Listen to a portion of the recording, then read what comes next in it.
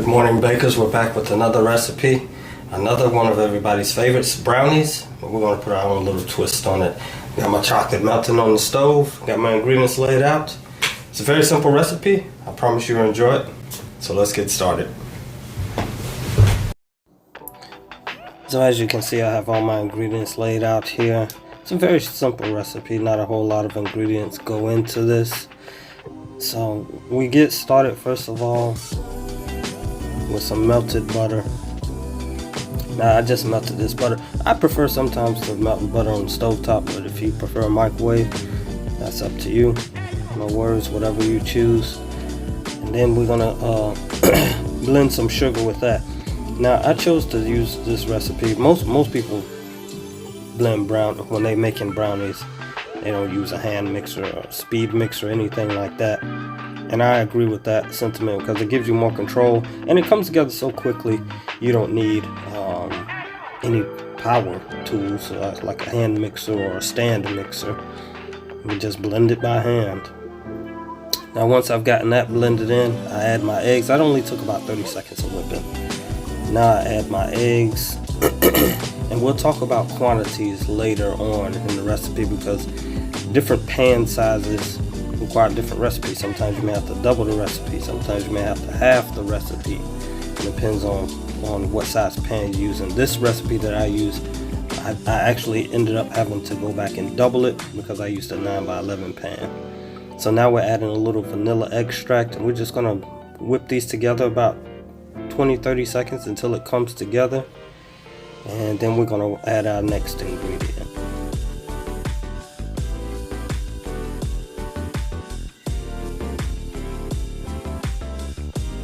Now our next ingredient is melted chocolate. So I use a double boiler method of melting my chocolate. I had some hot water in a pot and then I put this bowl right here. I put some chocolate chips in it and set it right inside of the pot. It was a little bit bigger than the pot so it didn't touch the water, and I found that's way easier. And sometimes people prefer to just put the chocolate in the pot and put a little bit of water in with it. I don't want to do that because I don't want to dilute the chocolate at all. So that's what I use. I use a double boiler method and it turned out perfectly. You can use chocolate chips. You can use a roughly chopped chocolate bar, which I'll talk about that later. Actually, I did use one in a later part of this recipe. As long as you achieve getting some melted chocolate, and you don't need much. I'll put the exact quantities in the link. And you'll see how quickly this comes together once you start whipping it. It turns almost instantly into the desired consistency that you're looking for.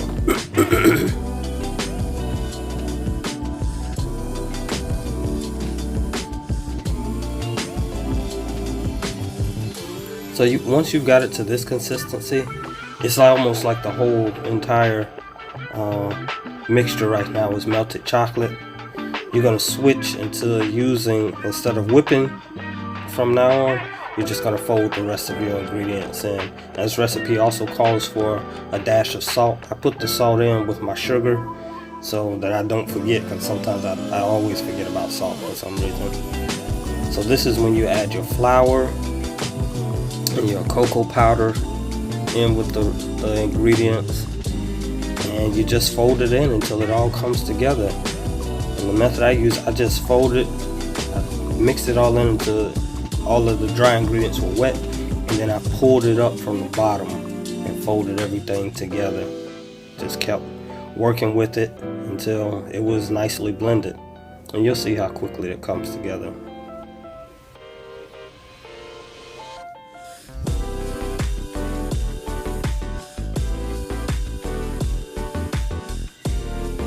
Now this is the part of the ingredient where the recipe I meant to say when you can get creative. I chose to add in some walnuts and some homemade peanut butter fudge. A friend of mine made some peanut butter fudge. I took the walnuts, the peanut butter fudge. I chopped them up roughly, no particular order. And I also had some more chocolate.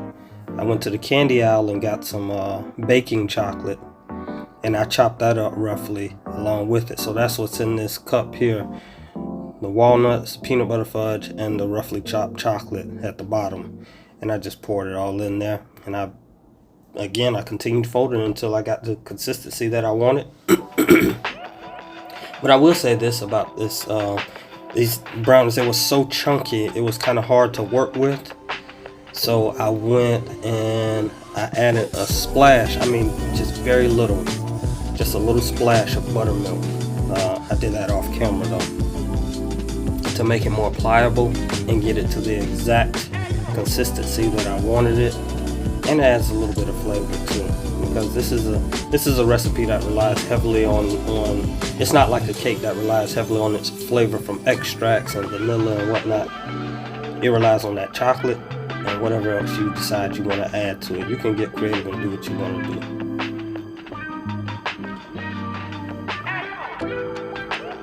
So I usually use Baker's Joy. I usually spray my pans. But with these brownies, I decided to line it with parchment paper, and you'll see the results of why I chose that. It makes it easier to remove, makes for easier cleanup, everything. It just makes it easy. Versus if I had to bake them in the pan, then I gotta try to get them out of the pan and whatnot. So this just saves me a lot of work. So in this part of the process, I make sure that I get my batter to the edges, make sure it's nice and smooth, and I kind of create a little barely noticeable well in the middle of the batter. I want everything to be to the edges as much as possible. That makes for those, and because the middle is gonna rise a little bit, not a whole lot like the cake would.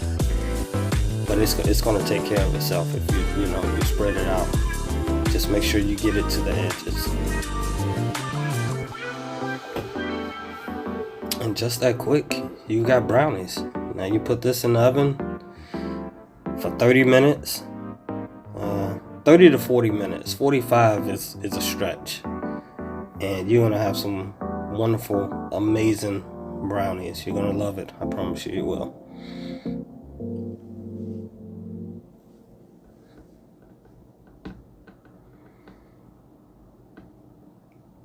I always scrape off my spatula too, because I don't want to leave anything behind. I like to get everything, all of my ingredients, all of my money's worth out of it. And these brownies, they're nice and moist, they're chewy, they're fudgy, and I would not suggest at all letting them get to room temperature. As soon as they come out the oven, you can cut them, eat them. So while that's in the oven, let's talk about what I'm wearing. I have this wonderful blazer from a wonderful company called Hickey Freeman. They make some beautiful, gorgeous suits. But of course, these boots, these trousers, and this sweater, y'all know it's from my favorite company, Banana Republic. I'll leave everything linked in the description for you so you can know. So this is the result. I was able to pull out the whole slab of brownies at one time, cut them how I liked them. And this is, look, you can see how beautiful they are, and they have that crinkly skin on the top like you like to have brownies. Let's get a little closer, and you can see the details, all those chunks of walnuts and that peanut butter fudge. It didn't exactly melt all the way, but the flavor was there, and it was amazing. And here are 3 tips for you to make some perfect brownies. I hope y'all enjoyed this recipe. I know y'all will, because it's very easy. So whatever you do, keep baking.